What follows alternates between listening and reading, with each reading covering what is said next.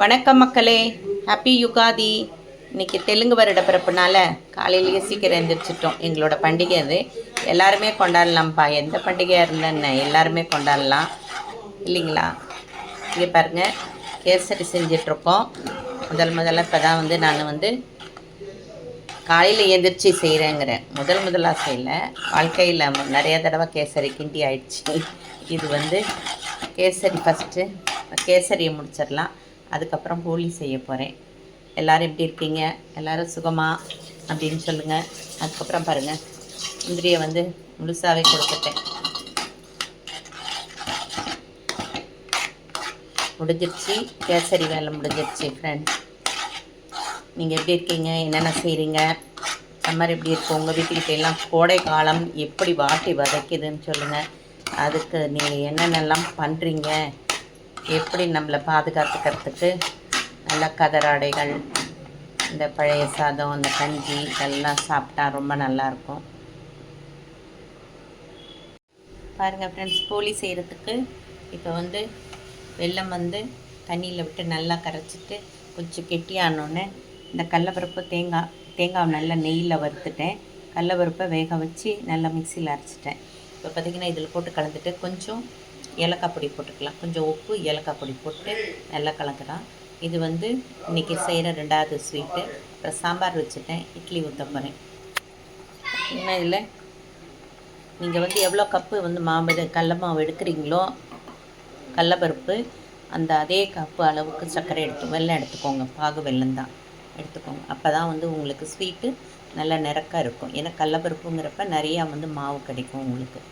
அதுக்கு தகுந்த மாதிரி போட்டுக்கோங்க. சுக்கு போட்டுட்டேன். ஏலக்காய் பொடி போடல, சுக்கு போட்டேன், கொஞ்சம் உப்பு போட்டேன். இது கொஞ்சம் கெட்டியாகும். பார்த்திங்களா, வெல்லம் பாகு வெல்லம் நல்லா கரைஞ்சி வந்துருச்சு. இப்போ இந்த கடலப்பருப்பை கொஞ்சம் கொஞ்சமாக போட்டு கிளறி கெட்டியாக இந்த பதத்துக்கு பண்ணிட்டிங்கன்னா தான் இப்போ உருண்டை உருட்டும் போது உங்களுக்கு நல்ல உருண்டையாக பாலாக எடுக்கலாம். சூடாக இருக்குது, ரொம்ப ஆறட்டும். ஆறணுன்னு உருண்டை விட்டுட்டு போலி செய்யும்போது பாருங்கள், இலையில் தட்டிட்டேன். இலையை பறிக்கணும், கட் பண்ணிவிட்டு வரணுமே யோசனை பண்ணேன். அப்புறம் இலையை பறிச்சிட்டு வந்துட்டேன். இலையிலேயே தட்டி போடுறேன் பாருங்கள். இப்போ மீசை தட்டி போடுறேன்.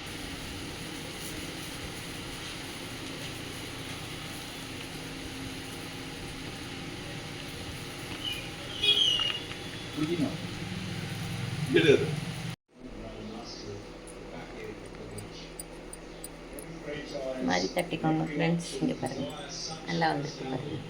இந்த பால் கூட நல்லா ஒட்டி பெரிய பால் அப்படி உள்ளே விட்டுட்டு நல்லா இதெல்லாம் ப்ரெஸ் பண்ணிக்கோங்க.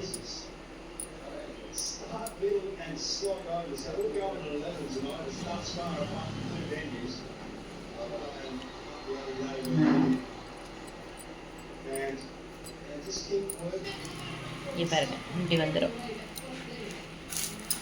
3-4 போடலாம். 3 போடலாம் ஃப்ரெண்ட்ஸ்.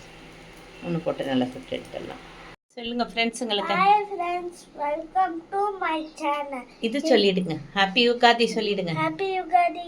இங்கே என்ன நல்லா சாமி கும்பிட போறீங்க? போலி செஞ்சுருக்கோம். இட்லி, சாம்பார், தோசை, பாருங்க வெத்தலை பாக்கு, மாம்பழம், கேசரி. இப்போ நடுவில் காமாட்சி ஏற்றிட்டோம் தீபம். அடுத்த தீபம் ஏற்ற போகிறோம். பல்லாப்பழம், கிரேப்ஸ் எல்லாம் இருக்கு. ஹாப்பி யுகாதி சொல்லுங்க.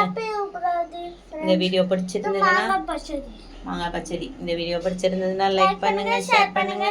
எல்லாருக்கோசரம் நாங்கள் வேண்டிக்கிறோம். நீங்களும் வீடியோ பண்ணிட்டு லைக் பண்ணுங்க, ஷேர் பண்ணுங்க.